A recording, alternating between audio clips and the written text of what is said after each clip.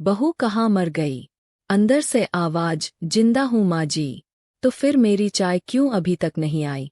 कब से पूजा करके बैठी हूँ। ला रही हूँ माँ जी। बहू चाय के साथ भजिया भी ले आई। सास ने कहा तेल का खिलाकर क्या मरोगी? बहू ने कहा ठीक है माँ जी ले जाती हूँ। सास ने कहा रहने दे अब बना दिया है तो खा लेती हूँ। सास ने भजिया उठाई और कहा कितनी गंदी भजिया बनाई है तुमने। बहू माँ जी मुझे कपड़े धोने हैं मैं जाती हूँ। बहू दरवाजे के पास छिपकर खड़ी हो गई। सास भजिया पर टूट पड़ी और पूरी भजिया खत्म कर दी। बहू मुस्कुराई और काम पर लग गई। दोपहर के खाने का वक्त हुआ। सास ने फिर आवाज लगाई कुछ खाने को मिलेगा। बहू ने आवाज नहीं दी। सास फिर चिल्लाई भूखे मारोगी क्या? बहू आई सामने खिचड़ी रख दी। सास गुस्से से ये क्या है? मुझे इसे नहीं खाना, इसे ले जाओ। बहू ने कहा आपको डॉक्टर ने दिन में खिचड़ी खाने को कहा है, खाना तो पड़ेगा ही। सास मुंह बनाते हुए हाँ तू मेरी माँ बन जा। बहू फिर मुस्कुराई और चली गई। आज इनके घर पूजा थी। बहू सुबह 4 बजे से उठ गई। पहले स्नान किया, फिर फूल लाई, माला बनाई, रसोई साफ की, पकवान और भोज बनाया। सुबह के 10 बज गए। अब सास भी उठ चुकी थी। बहू अब पंडित जी के साथ भगवान के वस्त्र तैयार कर रही थी। आज ऑफिस की छुट्टी भी थी, उनके पति भी घर पर थे। पूजा शुरू हुई। सास चिल्लाती बहू ये नहीं है, वो नहीं है। बहू दौड़ी दौड़ी आती और सब करती। अब दोपहर के 3 बज गए थे। आरती की तैयारी चल रही थी। पंडित जी ने सबको आरती के लिए बुलाया और सबके हाथों में थाली दी। जैसे ही बहू ने थाली पकड़ी, थाली हाथों से गिर पड़ी। शायद भोज बनाते हुए बहू के हाथों में तेल लगा था, जिसे वो पोंछना भूल गई थी। सारे लोग तरह-तरह की बातें करने लगे। कैसी बहू है, कुछ नहीं आता, एक काम भी ठीक से नहीं कर सकती, ना जाने कैसी बहू उठा लाए। एक आरती की थाली भी संभाल नहीं सकी। उसके पति भी गुस्सा हो गए पर सास चुप रही, कुछ नहीं कहा, बस यही बोल के छोड़ दिया सीख रही है, सब सीख जाएगी धीरे धीरे। अब सबको खाना परोसा जाने लगा। बहू दौड़ दौड़ के खाना देती, फिर पानी लाती। करीब 70-80 लोग हो गए थे। इधर 2 नौकर और बहू अकेली, फिर भी वहाँ सारा काम बहुत ही अच्छे तरीके से करती। अब उसकी सास और कुछ आस पड़ोस के लोग खाने पर बैठे। बहू ने खाना परोसना शुरू किया। सबको खाना दे दिया गया। जैसे ही पहला निवाला सास ने खाया, तुमने नमक ठीक नहीं डाला क्या? एक काम ठीक से नहीं करती, पता नहीं मेरे बाद कैसे ये घर संभालेगी। आस पड़ोस वालों को तो जानते ही हो ना साहब, वो बस बहाना ढूंढते हैं नुक्स निकालने का। फिर वो सब शुरू हो गए, ऐसा खाना है, ऐसी बहू है, ये वो वगैरह वगैरह। दिन का खाना हो चुका था। अब बहू बर्तन साफ करने नौकरों के साथ लग गई। रात में जगराता का कार्यक्रम रखा गया था। बहू ने भी 1-2 गीत गाने के लिए स्टेज पर चढ़ी। सास जोर से चिल्लाई मेरी नाक मत कटा देना, गाना नहीं आता तो मत गा, वापस आ जा। बहू मुस्कुराई और गाने लगी। सबने उसके गाने की तारीफ की, पर सास मुंह फुलाते हुए बोली इससे अच्छा तो मैं गाती थी जवानी में, तुझे तो कुछ भी नहीं आता। बहू मुस्कुराई और चली गई।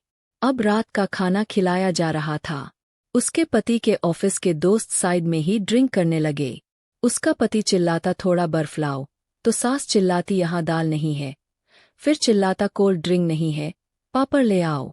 इधर-उधर आखिरी में उसके पति की शराब गिर पड़ी उसके एक दोस्त पर और बोलत टूट गई।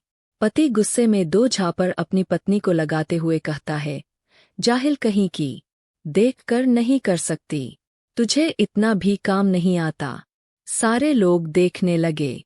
उसकी पत्नी रोते हुए कमरे की तरफ दौड़ी। फिर उसके दोस्तों ने कहा क्या यार पूरा मूड खराब कर दिया, यहाँ नहीं बुलाया होता, हम कहीं और पार्टी कर लेते। कैसी अनपढ़ गंवार बीवी ला रखी है तूने, उसे तो मेहमानों की इज्जत और काम करना तक नहीं आता, तुमने तो हमारी बेइज्जती कर दी। अब आस पड़ोस की औरतों को और बहाना मिल गया था। वो कहने लगीं देखो क्या कर दिया तुम्हारी बहू ने, कोई काम की नहीं है। मैं तो कहती हूँ अपने बेटे की दूसरी शादी करा दो, छुटकारा पाओ इस गंवार से। सास उठी और अपने बेटे के पास जाकर उसे थप्पड़ मारा और कहा, अरे नालायक, तुमने मेरी बहू को मारा, तेरी हिम्मत कैसे हुई? तेरी टांग तोड़ दूंगी। उसके बेटे के दोस्त कुछ कहने ही वाले थे कि उसकी माँ ने घूरते हुए कहा, चुप, बिल्कुल चुप।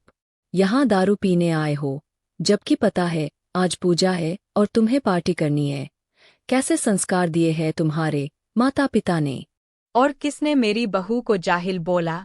जरा इधर आओ, चप्पल से मारूंगी अगर मेरी बहू को किसी ने शब्द भी कहा तो।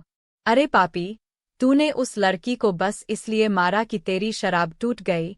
पापी, वो बच्ची सुबह 4 बजे से उठी है, घर का सारा काम कर रही है, ना सुबह से नाश्ता किया ना दिन का खाना खाया, फिर भी हंसते हुए सबकी बातें सुनते हुए, ताने सुनते हुए घर के काम में लगी रही। तेरे यार दोस्तों को वो अच्छी नहीं लगी। जूते से मारूंगी तेरे दोस्तों को जो कभी उन्होंने ऐसा कहा। उसके यार दोस्त चुपके से खिसक लिए। अब सास बहू के कमरे में गई और बहू का हाथ पकड़कर बाहर लाई। सबके सामने कहने लगी, किसने कहा था अपनी बहू को घर से निकाल के दूसरी बहू ले आना? जरा सामने आओ। कोई सामने नहीं आया। फिर सास ने कहा, तुम जानते भी क्या हो इस लड़की के बारे में? ये मेरी माँ भी है, बेटी भी। माँ इसलिए मुझे गलत काम करने पर डांटती है और बेटी इसलिए कभी कभी मेरी दिल की भावनाएं समझ जाती है। मेरी दिन रात सेवा करती है, मेरे 1000 ताने सुनती है पर एक शब्द भी गलत नहीं कहती, ना सामने ना पीठ पीछे। और तुम कहते हो दूसरी बहू ले आऊं? याद है ना छुटकी की दादी, अपनी बहू की करतूत? सास ने गुस्से से पड़ोस की महिला को कहा, अभी पिछले हफ्ते ही तुम्हें मियां बीवी भूखे छोड़ घूमने चले गए थे। मेरी इसी बहू ने 7 दिनों तक तुम्हारे घर पर खाना पानी, यहाँ तक कि तुम्हारे पैर दबाने जाती थी और तुम इसे जाहिल बोलती हो। जाहिल तो तुम सब हो जो कोयले और हीरे में फर्क नहीं जानते। अगर आइंदा मेरी बहू के बारे में किसी ने एक लफ्ज़ भी बोला तो मुझसे बुरा कोई नहीं होगा, क्योंकि ये मेरी बहू नहीं, मेरी बेटी है। बहू सिसकियां लेते हुए फिर कमरे में चली गई। सास ने एक प्लेट उठाई और भोजन परोसा। बहू के कमरे में खुद ले गई।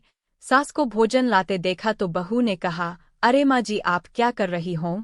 मैं खुद ले लेती। सास ने प्यार से ताना मारते हुए कहा, डर मत, इसमें जहर नहीं है, मार नहीं डालूंगी तुझे। तुझे नई सास चाहिए होगी, पर मुझे अभी भी तू ही मेरे घर की बहू चाहिए। बहू ने अपनी सास को रोते हुए गले से लगा लिया। सास भी रो दी पहली बार और कहा, चल खाना खा ले। फिर मजाक करते हुए कहा, फिर मेरे पैर दबाने चले आना और ये ख्याल मन में मत लाना कि सास पैर बोलती है, किसी दिन मैं इसका गला दबा दूंगी, क्योंकि कभी मैं भी यही सोचती थी। दोनों खूब हंसने लगती है। कुछ रिश्ते बहुत मीठे होते हैं, बस बातें कड़वी होती है।